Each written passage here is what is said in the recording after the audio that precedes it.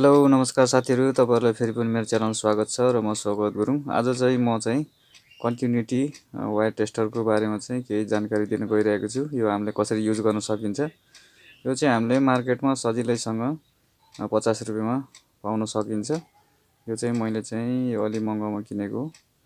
यसबाट चाहिँ हामीले चाहिँ कन्टिन्युटी थाहा हुन्छ हाम्रो चाहिँ। जस्तै वायरहरुमा बत्ती बल्छ, यो चाहिँ यसरी टच हुँदाखेरि दुईटा पिन चाहिँ टच हुँदाखेरि बत्ती बल्छ। जस्तै हामीले अब कुनै कुरा स्विचहरु अथवा तारहरु कट छ कि छैन, तार ठीक छ कि छैन, सर्ट भएछ कि भएन तारहरु, अनि त्यहाँबाट त्यस्तो कुराहरु चेक गर्नको लागि चाहिँ हामीले चाहिँ यस्तो कन्टिन्युटी वायर टेस्टरको चाहिँ युज गरिन्छ। यसबाट हामीले धेरै कुराहरु चेक गर्न सकिन्छ अरु पनि। अहिले चाहिँ म सामान्य चाहिँ तपाईहरुलाई चाहिँ एउटा स्विच चेक गरेर देखाउँछु। जस्तै यो स्विच चाहिँ म अन अफ गर्दै छु। यसमा मैले अफको मोडमा राख्छु। मैले अफ गरेछु स्विच। अफमा चाहिँ बत्ती बल्दैन यसमा चाहिँ। तर हामीले चाहिँ यो कन्टिन्युटी वायर टेस्टर चाहिँ हामीले दुईतिर राख्यो भने स्विच खराब छ कि छैन भनेर हामीले चाहिँ चिन्न सकिन्छ। जस्तै मैले एउटा भाग चाहिँ तल राखे, एउटा पिन र अर्को पिन माथि राखे। यसमा चाहिँ राख्दाखेरि अहिले बत्ती बलेको छैन, अफमा छ, त्यही भएर हो। अब हामीले चाहिँ अन गर्दाखेरि चाहिँ यो बत्ती बल्नु पर्छ, बल्ल स्विच राम्रो छ भनेर बुझिन्छ। जस्तै मैले दुईटा पिन राखे, अन गर्दाखेरि बत्ती बल्यो, अफ गर्दाखेरि निभ्यो।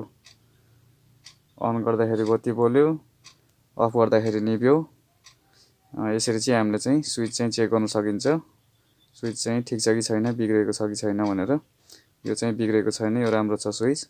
यसरी हामीले स्विच चाहिँ चेक गर्न सकिन्छ कन्टिन्युटी वायर टेस्टरबाट। जस्तै म अन गरेरै देखाउँछु।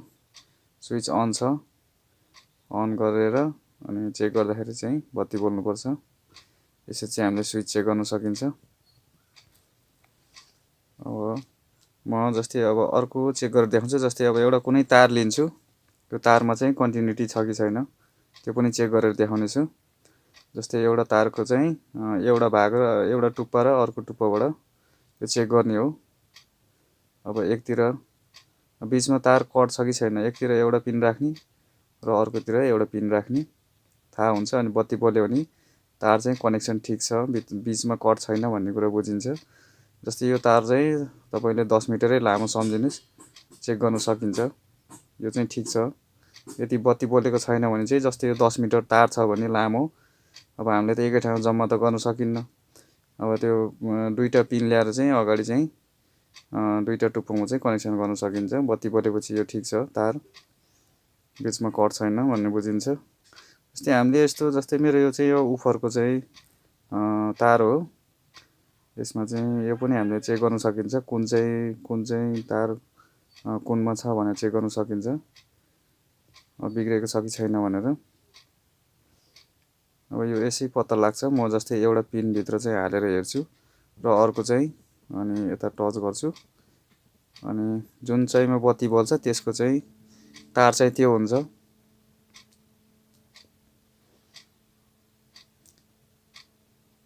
यो चाहिँ होइन, यो चाहिँ होइन, यतापट्टिको हुन सक्छ। यतापट्टि देख्नुभयो, यसको लाइन चाहिँ यो हो।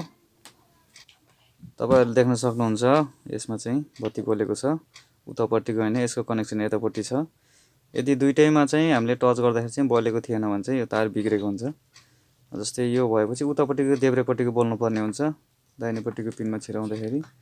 यो तार ठीक छ। अब यसमा छिराएर पनि दुईतिरै हामीले चाहिँ कन्टिन्युटी वायर टेस्टरमा चाहिँ बत्ती बलेन भने टच गर्दा यो तार चाहिँ कनेक्सन बिग्रेको हुन्छ, सर्ट भएको, अथवा बीचमा चाहिँ तार सर्ट भएको अथवा कनेक्सन टुटेको हुन्छ। यसरी चाहिँ हामीले चेक गर्न सकिन्छ। वा कन्टिन्युटी वायर टेस्टरको प्रयोग हामीले यसरी गर्न सकिन्छ। अच्छा साथीहरु, भिडियो मन पर्यो लाइक गरिदिनु होला, च्यानलमा नयाँ हुनुहुन्छ भने सब्स्क्राइब गरिदिनु होला। फेरि पनि यस्तै यस्तै भिडियो लिएर आउने छु। अहिले लाग्छु। धन्यवाद।